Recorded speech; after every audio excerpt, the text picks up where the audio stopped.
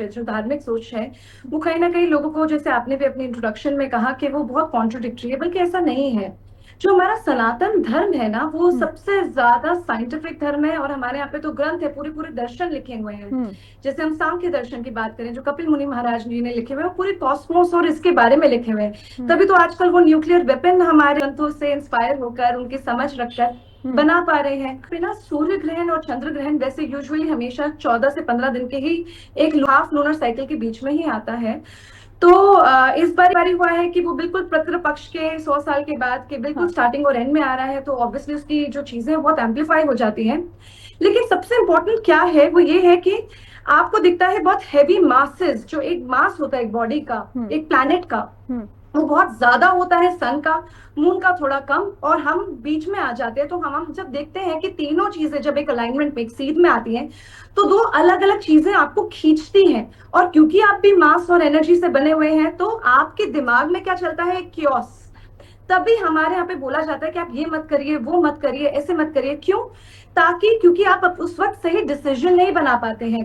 आप देखते हैं कि जो मून का आपको इफेक्ट दिखता है टाइट पे, तो हम तो पूरे के पूरे 70% वाटर से बने हुए हैं, तो वो जी। हमारी माइंड को, हाँ। जैसे हम बोलते हैं कि लूनर, वो हाँ। हमारे मन को अशांत करता है। दूसरी चीज क्या होती है, जो टाइम है वो एक डायमेंशन है, वो हम्म। बदलता जाता है। जैसे हमारा वेट धरती पे कुछ और है, मून पे कुछ और है, हाँ। वैसे समय भी ब्लैक होल पे कुछ और है, ब्रह्मलोक में कुछ और है, यहाँ पे कुछ और है। हम्म। तो जब लूनर एक्लिप्स होता है, तो हम 28 डेज का पूरा साइकिल देखते हैं। जब हम हम्म। 28 डेज का साइकिल देखते हैं, क्योंकि वो महिलाओं के रिप्रोडक्टिव साइकिल से जुड़ा हुआ होता है, तो जब हम देखते हैं कि जितनी भी गर्भवती महिलाएं हैं, हम्म। उनके ऊपर डायरेक्ट इफेक्ट दिखता है। और क्योंकि वो वूम में एक बच्चा होता है पूरे पानी से, तो हम्म। उसका इफेक्ट और भी ज्यादा बढ़ जाता है, तो ज्यादा प्रिकॉशंस लेने के लिए कहा जाता है। हम्म। तो हमारे ऋषि मुनियों ने सबसे आसान तरीका क्या बताया, क्योंकि सर एस्ट्रोलॉजी करते हैं, तो उनको तो बहुत सुंदर तरीके से समझ है कि सबके चार्ट में अलग अलग जगह पे राहु, मून, केतु और सन बैठे हुए हैं। हम्म। तो सबके लिए एक ऐसी कोई यहाँ पे सिरदर्द की तो दवाई नहीं है कि आपने इसको खिला दी तो सबके लिए वही हो गया।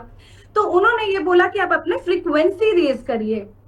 तो फ्रीक्वेंसी रेंज में आपका जो गुरु जी ने आपको जो एक मंत्र दिया हुआ है, वो आपके स्पेसिफिक होता है। या फिर आप कोई भी न्यूट्रल मंत्र का जब आप जाप करते हैं, तो आप अपने माइंड को डिटॉक्स करते हैं। हम्म। क्योंकि इतनी जल्दी जल्दी समय चेंज हो रहा है, पूरा महीना चेंज होते हुए देख रहे हैं, इसलिए बोलते हैं कि आप फास्टिंग करिए। हम्म। आप बाहर नहीं जाइए, क्योंकि अल्ट्रावायलेट रेडिएशन बढ़ चुकी होती हैं। आप देखते हैं इतनी ज्यादा इलेक्ट्रोमैग्नेटिक रेज हो रही होती है बाहर, आपको मना कर दिया जाता है बाहर मत जाइए। लेकिन आप इनर यात्रा का सबसे सुंदर समय है, क्योंकि सारी फ्रीक्वेंसीज आपकी एम्पलीफाई हो जाती हैं। और मंत्र सिर्फ एक फ्रीक्वेंसी है जो हम्म। आपके अंदर आत्मा पे और आपकी एनर्जी पे और आपके अलग अलग ऑर्गन्स पे काम कर रहा है। तो इतना साइंटिफिक तरीका है हमारा। तो इतनी सिविलाइजेशन में लंबी बात हम कैसे बता पाए, तो हमने एक अलग अलग कहानियों में उसको पिरो लिया। हम्म। तो लोगों को लगा ये अंधविश्वास है। अंधविश्वास नहीं है, तो बिल्कुल 100% साइंटिफिक है। इश्का जी कुछ कह रही थी, इसका जो बात अपनी खत्म करी। आपने बोला कि वो इतना अशुभ क्यों माना जाता है, मैं बिल्कुल उनसे सहमत हूँ डॉक्टर साहब से। पर एक और भी उसका रीजन होता है कि इतनी डिस्पैरिटी होती है दो हाँ। हैवी बॉडीज में, क्योंकि मून की बॉडी बहुत लाइट होती है एज कम्पेयर टू सन। हाँ। तो एक जगह पे ग्रेविटेशनल पुल ज्यादा होता है, एक जगह पे कम होता है। तो आपको दो चीजें, बिल्कुल कॉन्ट्रोडिक्टरी चीजें, आप हम बीच में होते हैं।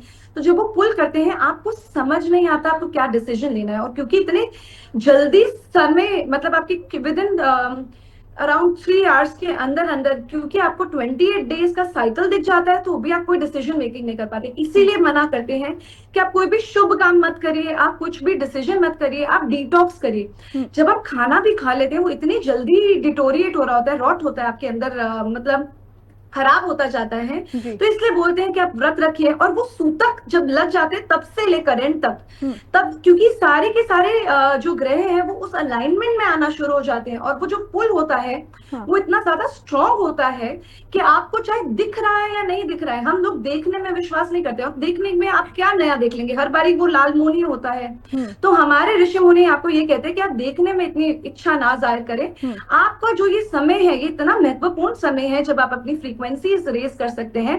तभी मंत्र जाप की सबसे बड़ी साधना इस वक्त मानी जाती है। और जो लोग मंत्र नहीं कर सकते, वो भजन कीर्तन करते हैं। हम देखते हैं आधे मंदिर बंद हो जाते हैं और आधे मंदिर खुल जाते हैं। तो जितनों में भी रिचुअल्स होते हैं, जितनों में भी प्राण प्रतिष्ठा हुई होती है, वो सारे के सारे बंद कर दिए जाते हैं, क्योंकि रिचुअल्स का भी कोई महत्व नहीं है।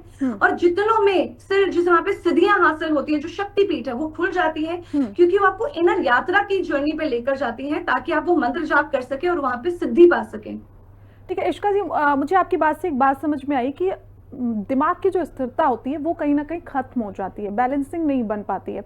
ऐसे में हमें क्या ऐसे करना चाहिए जिससे हमारा दिमाग सही तरीके से काम करे उस वक्त खासकर? 3 तरीके हमारे गुरुजनों ने बताए हुए हैं। तो सुंदर तरीका है वो है मंत्र जाप का, क्योंकि उसके अंदर आप बाहर से इफेक्ट नहीं हो रहे हैं, बल्कि उस समय का सबसे ज्यादा अच्छा उपयोग कर पा रहे हैं। तो आप अपनी फ्रीक्वेंसीज रेज करते हैं वो मंत्र यूज कर करके। उससे थोड़ा कम, क्योंकि सबको मंत्र सही पता नहीं होता है, हर मंत्र हर एक इंसान के लिए सही नहीं होता है, तो उससे थोड़ा कम हम बोलते हैं आप डिटॉक्स करिए, आप शांति लेकर आइए। तो आप मेडिटेशन, ध्यान में रहिए, जो आपकी थॉट्स आ रही है आप आने दीजिए, जाने दीजिए, क्योंकि आप पूरा महीना उस वक्त आप एक्सपीरियंस कर रहे हैं बहुत सटल तरीके से। और सबसे आसान तरीका जो कोई भी कर सकता है, जिसमें ना आपको साधना की जरूरत है ना कुछ, वो है भजन कीर्तन करना। क्योंकि जब आप भजन करते हैं, जब आप कीर्तन करते हैं, आप इतने जो वो नाम आप भगवान का लेते हैं, आपकी फ्रिक्वेंसी अपने आप ही रेज हो जाती है, आप खुश होते हैं, आप ग्रेटिट्यूड में होते हैं, आप सुख में होते हैं, तो ऑटोमेटिकली आपकी फ्रिक्वेंसी इतनी सुंदर तरीके से रेज हो जाती है कि आप ऑलरेडी पूरे कॉस्मोस के अलाइनमेंट में आ जाते हैं। बिल्कुल।